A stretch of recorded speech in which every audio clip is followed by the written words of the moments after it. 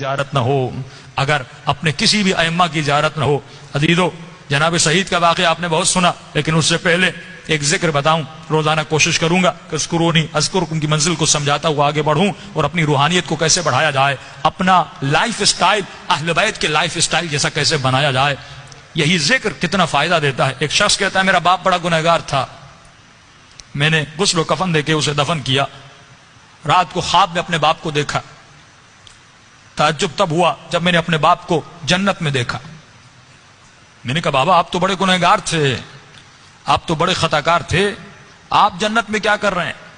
اس نے کہا میرے لال 3 دن تک میری قبر میں آگ جل رہی تھی، 3 دن تک مجھ پر فشار قبر عذاب قبر میں مبتلا تھا، لیکن 3 دن کے بعد کچھ قبریں چھوڑ کر ایک نیک خاتون کو دفن کیا گیا، جس کی آنے کے بعد پورے قبرستان میں جن جن پہ عذاب ہو رہا تھا ان پر اللہ کی رحمتیں نازل ہونے لگیں۔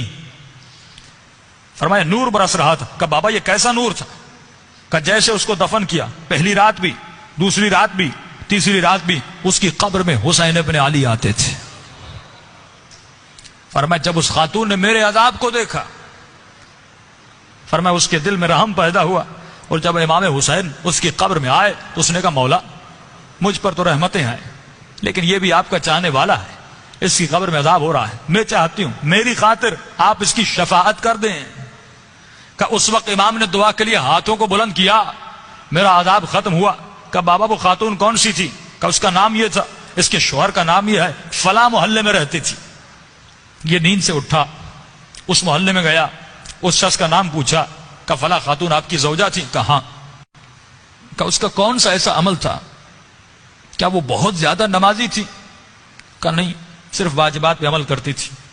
کہا بہت زیادہ قرآن پڑھتی تھی؟ کہا نہیں، مختصر قرآن پڑھتی تھی۔ کہا کوئی ان کا خاص بہت زیادہ ذکر تھا؟ کہا نہیں، ایک عام سی زندگی گزارتی تھی لیکن اخلاق کی اچھی تھی۔ اس نے کہا اتنا پوچھ کیوں رہے ہو؟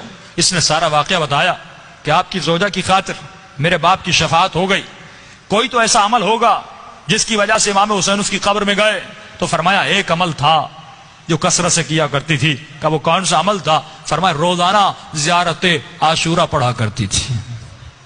یہ مقام اذکرونی اذکرکم ہے کہ اے ہمارے چاہنے والو تم ہمیں یاد کرو، ہم تمہیں یاد کریں گے۔